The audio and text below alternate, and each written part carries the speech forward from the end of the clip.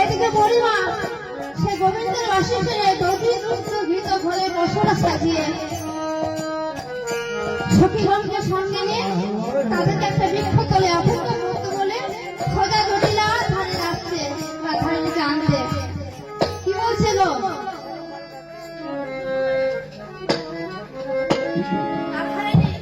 জটিলার ভবনের কাছে গিয়ে বলছে যাবি কে যাবি বড়াই যাবি উঠে সবে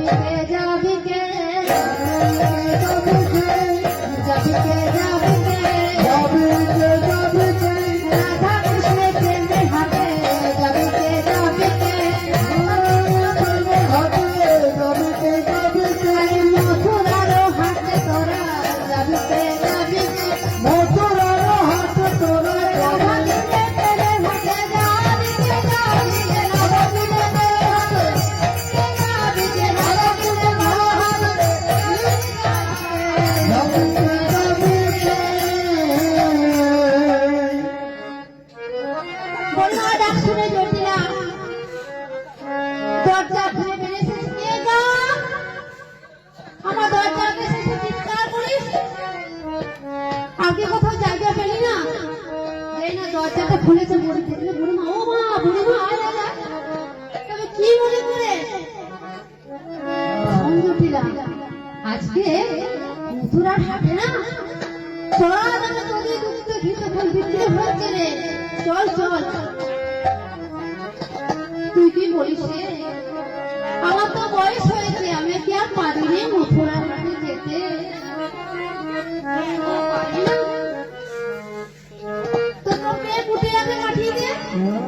চুপ চুপ ও যে ঝগড়াটি যে হাটে যাবে সে হাটটাই ভেঙে যাবে। তবে আমি কথা বলবো যদি অভয় দিস। হ্যাঁ বল। পাঠিয়ে দে না পাঠিয়ে দে না পাঠিয়ে দে না পাঠিয়ে দে না তোর বউকে পাঠিয়ে দে না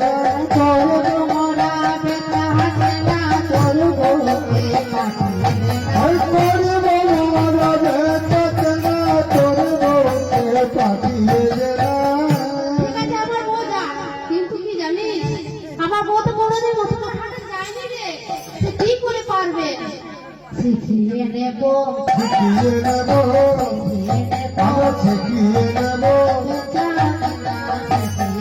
আমরা বেটাকে না শিখিয়ে নেব আমার সঙ্গে পাঠিয়ে দে না বেটাকে না শিখিয়ে আমার সঙ্গে পাঠিয়ে দে না বেটাকে না শিখিয়ে দেব। দেখ আমার বৌমা রান্নাঘরে বসে কি যেন করছে। এবার বলিমা রান্না ঘরে বসে ওরাই বলে যে ডেকেছে বলিমা বলিমা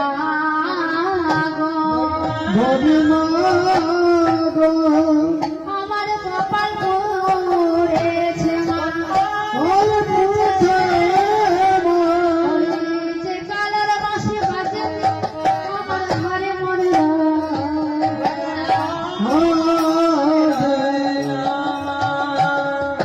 জানিস বলিমা আজ গোবিন্দ আমার বাঁশি বাজিয়ে বাজিয়ে সখাগণের সঙ্গে কিন্তু আমার সাথে দেখা করলো না। আমার কি মনে ইচ্ছা ছিল জানিস বলিমা গোবিন্দের সাথে একবার দেখা করবো। তখন থেকে আমার মনটা কি হয়েছে জানিস জানিস বলিমা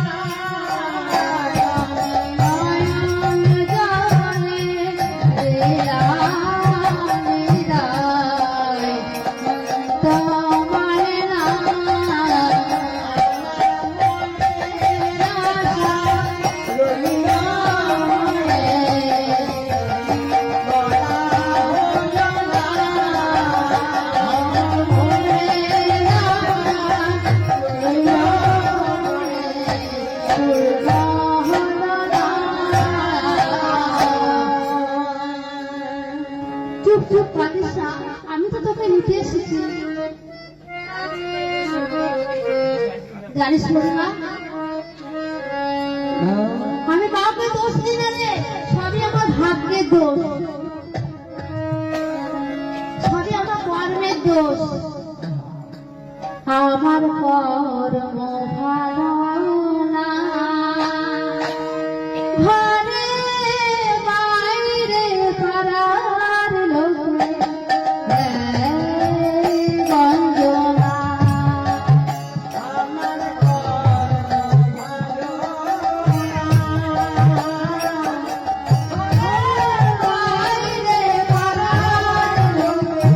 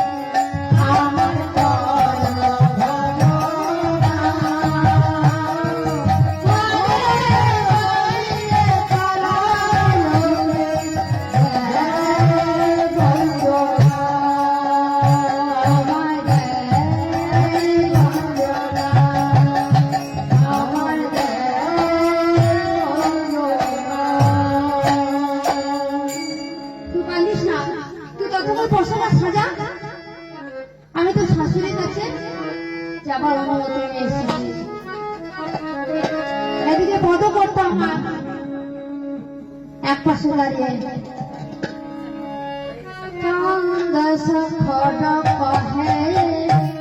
এই কথা বলে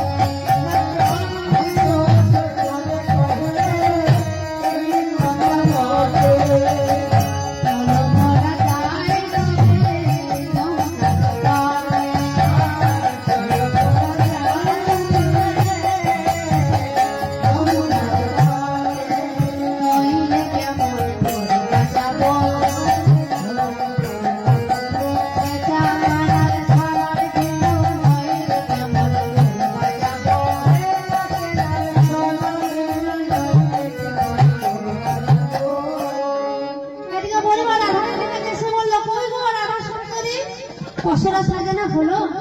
ওই দেখি দেখি যে না এক এক করে পশরা ঢাকাগুলো খুলেছে। তুই কি দিয়েছিস রে? কি আজে বাজে পাতা দিয়েছিস? বলি মা গো, এগুলো আজে বাজে পাতা নয়, এগুলো তুলসী পাতা দিয়েছি।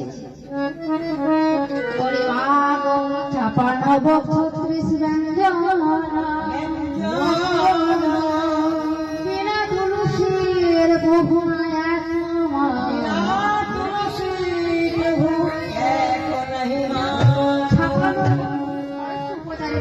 দেবদেবী পূজা করে, বিশেষ করে নারায়ণের বাবা। তুলসী পাতা না দেয় তাহলে কোনো দেবদেবী নারায়ণ গ্রহণ করে না। এ কথা পরিমাণ কি অজানা? কিন্তু কীর্তন মানেই তো জীব শিক্ষা।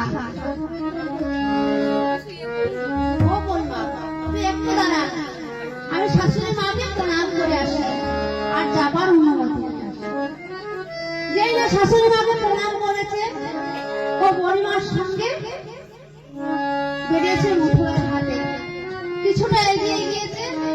জটিল বলছে, ও বড়িমা দাঁড়া দাঁড়া দাঁড়া, এদিকে আয়, প্রার্থনা আমার শুনছে উঠলো। এ বুঝি আমি ধরা পড়ে গেলাম।